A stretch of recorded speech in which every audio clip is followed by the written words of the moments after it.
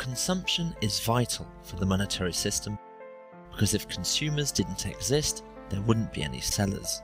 Without sellers and consumers, manufacturers have no reason to produce anything. In the monetary system, people need to consume, from food to services and comfort.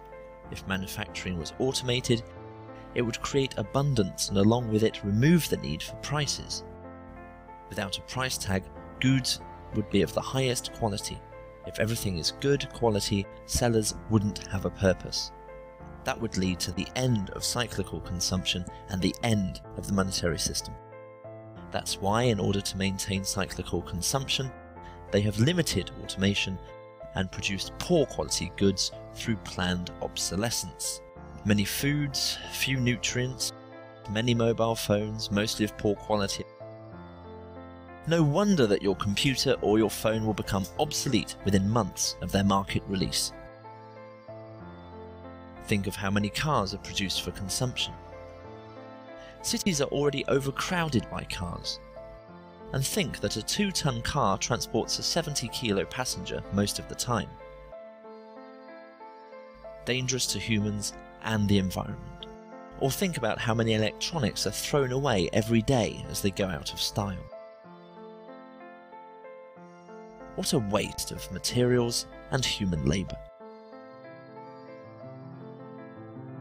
The need for cyclical consumption. The roles of people in a monetary system are basically broken into 3 distinctions: the employee, the employer, and the consumer. The employee performs tasks for the employer in exchange for a wage or monetary payment, while the employer sells a good or service to the consumer for a profit, another classification of monetary payment. In turn, both the employer and the employee function as consumers, for the monetary payments they obtain are used to purchase goods and services relevant to their survival. This act of purchasing goods and services is what allows the entire system to perpetuate, thus allowing for the employer and employee to make money and thus continue consuming. In other words, it is the requirement of perpetual or cyclical consumption that keeps the entire economy going. If consumption was ever to stop, the whole system would collapse. This produces 2 severe consequences for society. 1. Nothing physically produced can ever maintain a lifespan longer than what can be endured in order to maintain the needed cyclical consumption. In other words, everything must break down in a respective amount of time in order to continue the financial circulation needed to power the economy. This characteristic could be defined as planned obsolescence. Planned obsolescence is essentially the deliberate withholding of efficiency, so the product in question breaks down respectively fast. This happens both intentionally, with manufacturers timing their products for breakdown, often as soon as the warranty runs out, and indirectly, where profit-based shortcuts taken in production, usually in the form of cheap materials and poor design, translates into an inferior product immediately, with the failure of the product simply a matter of time. The second consequence is that new products and services must be constantly introduced regardless of functional utility, generating endless waste. The result of these 2 issues are nothing but unacceptable, for not only are resources being neglectfully used in products that are designed not to last, wasting human energy and materials, the amount of frivolous waste and pollution that results is staggering. In other words, waste is a deliberate byproduct of industry's need to keep cyclical consumption going. The obsolete or expired product is trashed, often to landfills, polluting the environment, while the constant multiplicity accelerates this pollution. To express this from a different angle, imagine the economic ramifications of production methods that strategically maximize the efficiency and sustainability of every product, using the best known materials and techniques available at the time. Imagine products so well designed that they didn't need maintenance for, say, 100 years. Imagine a house that was built from fireproof materials, where all appliances, electrical operations, plumbing, and the like were made from the most impermeable, highest integrity resources available on Earth.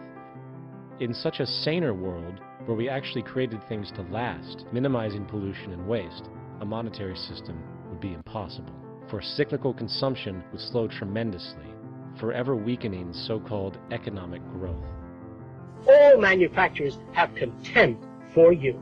To sell you the toothpaste, the products that they sell you are deliberately designed to wear out, break down, so you have to continually service those things. You notice that your telephone is pretty reliable? Yeah, the instrument, yes. The phone, That stays forever. You bet. If the automobile companies had to maintain their cars, it would be a Oh, you forever mean the phone unit. company has to maintain the You phone? bet. That's why it's good. That's why your unit's hold up.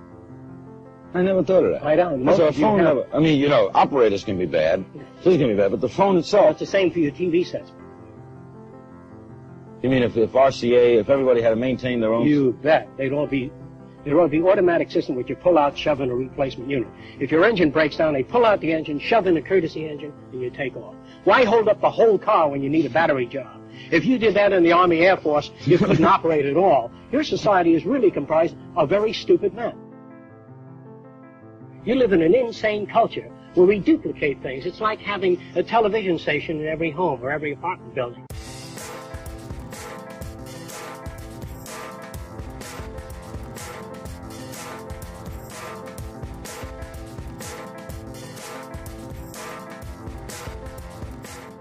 Textile technology, programmable materials, nanotechnology, biotechnology.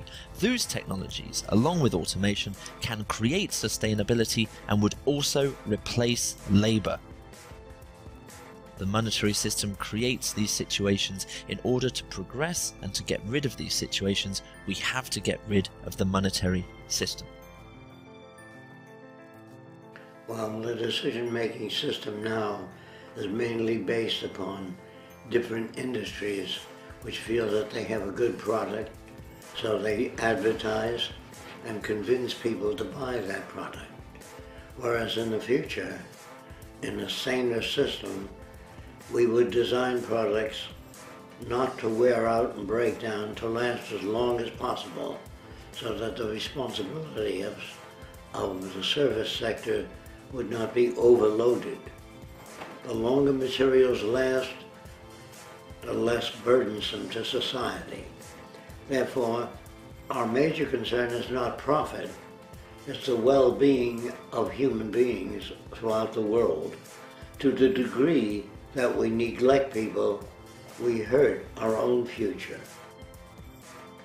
In essence, to me, all of the marvels of science and technology, all of the electronics and mechanical wonders, are just so many millions of tons of junk, unless it enhances the lives of men.